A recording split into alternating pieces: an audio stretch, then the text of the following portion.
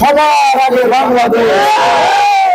আজকে অপরাজেয় বাংলা যে কথা বলছে, এই অপরাজেয় বাংলা আজকে যে কথা এখানে বলছে যুব সমাবেশের মধ্য দিয়ে, সেই কথা জাতিসংঘের আন্তর্জাতিক বিষয়ক ঘুম কমিশনের প্রধান হিসাবে তিনি বাংলাদেশে এসেছেন, সেই মিস গ্রাভিজি তিনি কালকে বলেছেন। তিনি বলেছেন যারা গুম খুনের সঙ্গে জড়িত এখনো প্রশাসনের বিভিন্ন স্তরে তারা আছেন এবং তারা গুমের শিকার পরিবারকে হুমকি দিচ্ছেন, ভয় দেখাচ্ছেন। অর্থাৎ আন্তর্জাতিকভাবে স্বীকৃত হয়ে গেছে যে এই সরকারের প্রশাসনের রন্ধ্রে রন্ধ্রে এখনো ফ্যাসিবাদের দোসররা দাপটের সাথে রয়ে গেছেন। তারা এখনো ভুক্তভোগীদেরকে, মা বোন সন্তান হারিয়ে যাওয়া পরিবারগুলোকে এখনো হুমকি দিচ্ছেন, আইনের দ্বারস্থ হতে বাধা সৃষ্টি করছেন। আমরা সব সময় যে কথাটি বলি এবং জানি, শুধু মনে করিয়ে দেওয়া প্রয়োজন। একটু আগে আজকে সভাপতি বলেছেন বেগম খালেদা জিয়া এবং তার পরিবারের উপর কি পরিমাণ নির্যাতন হয়েছে, এখনো চলছে। সন্তান হারা, বাড়ি হারা, নিজের অসুস্থতা, হাজার মাইল দূরে থেকে আর এক সন্তান, তার পরিবার, সবকিছুর পরেও গণতন্ত্রের প্রশ্নে, জনগণের অধিকারের প্রশ্নে অটল থাকা একটি পরিবার, যেটা একটা অনন্য উদাহরণ গণতন্ত্রের জন্য। সূর্য যেমন তার নিজের জন্য ওঠে না, নিজের সিদ্ধিবরণের জন্য জ্বলে না, তেমনি চন্দ্র কিন্তু নিজেকে আলোকিত করার জন্য ওঠে না, পৃথিবীকে আলোকিত করে।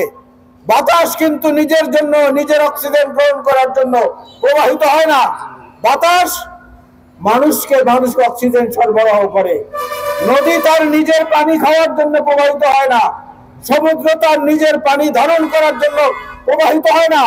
সবকিছু হয় সাধারণ মানুষের জন্য। এই সমস্ত তুলনা, এই সমস্ত উপমার সঙ্গে যদি মেলান, তাহলে একটি মাত্র পরিবার বাংলাদেশে এবং এই অঞ্চলে, সেটা হচ্ছে শহীদ জিয়া বীরুত্তমের পরিবার এবং খালেদা জিয়ার পরিবার, যারা নিজের জন্য কিছু করেননি, সাধারণ মানুষের জন্য করে গেছেন। আমরা বিভিন্ন জায়গায় দেখেছি, আমার বন্ধুরা এখানে বিভিন্ন উদাহরণ তুলে ধরেছেন। 9 মাসে একটা রক্তাক্ত মুক্তিযুদ্ধ হয়েছে, আমরা একটা দেশ স্বাধীন করেছি, একটা নতুন সংবিধান রচনা করেছি। লক্ষ লক্ষ মানুষ শহীদ হওয়া, লক্ষ লক্ষ মা বোনের সম্ভ্রম হারিয়ে যাওয়ায় 9 মাসে আমরা ফলাফল অর্জন করেছি।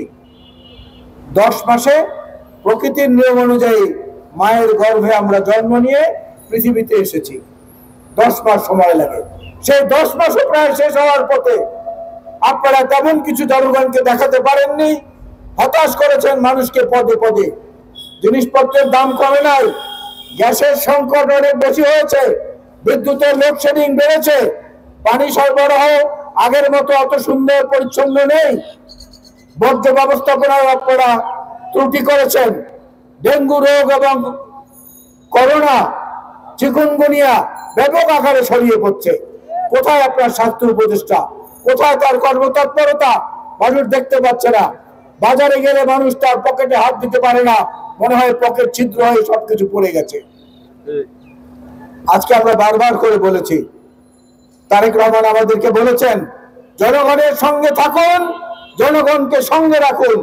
আমরা জনগণের পাশে আছি বলেই নির্বাচনের কথা বলি। নির্বাচনের কথা বললে আপনারা গোস্বা করেন, এই গোস্বা করাটা তো ঠিক না।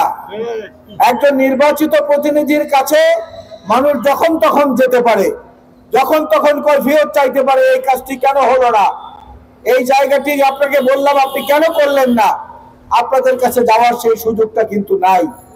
যেটুকু আছে সেটুকু মাঝখানে দেয়াল তৈরি করে রেখেছে এই স্বৈরাচারের দোসররা। আমরা আজকে একটা পরিষ্কার কথা, পরিষ্কার ভাবে, স্পষ্ট ভাবে আপনাদের কাছে বলতে চাই, নির্বাচন হচ্ছে একটা গণতান্ত্রিক প্রক্রিয়া।